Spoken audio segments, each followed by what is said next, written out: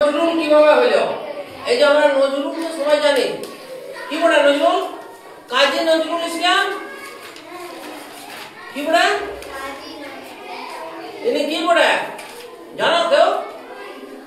হ্যাঁ, এই যে কাজী নজরুল ইসলামের ছবিটা দেখাচ্ছি নাকি?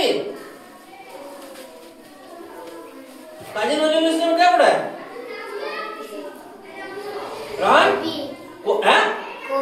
কবি বলে, একজন খুব বড় কবি। হ্যাঁ, তাহলে ইনি প্রথমে ছিল নরু।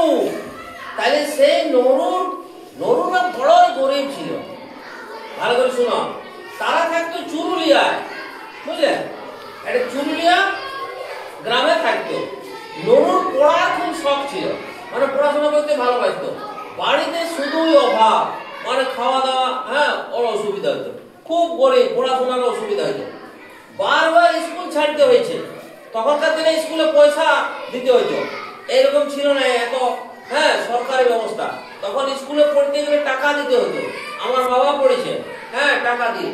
তাইলে সেজন্য কয়েকবার স্কুল ছাড়তে হচ্ছে আর ঢুকতে হচ্ছে। তারপরে উনি সেই ছোট থেকে রুটির দোকানে কাজ করেছে।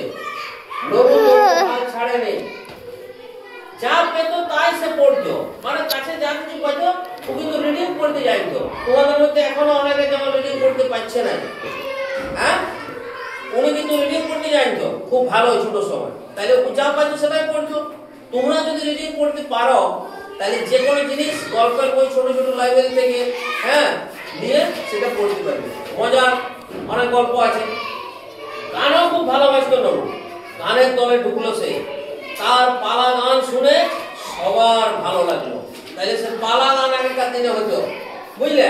এখানেও সেদিন আমাদের হয়েছিল পালা গান, শুনেছিলে রাসে? ওই পালা গানেও ঢুকেছিল, খুব নাম করেছিল। বড় হয়ে তিনি আবার সৈন্যবাহিনীতে যোগ দিয়েছিল। বড় হয়ে বিদেশে গেছিল, হ্যাঁ, সেখানে অনেকের সাথে তার আলাপ হয়েছে, হ্যাঁ, নতুন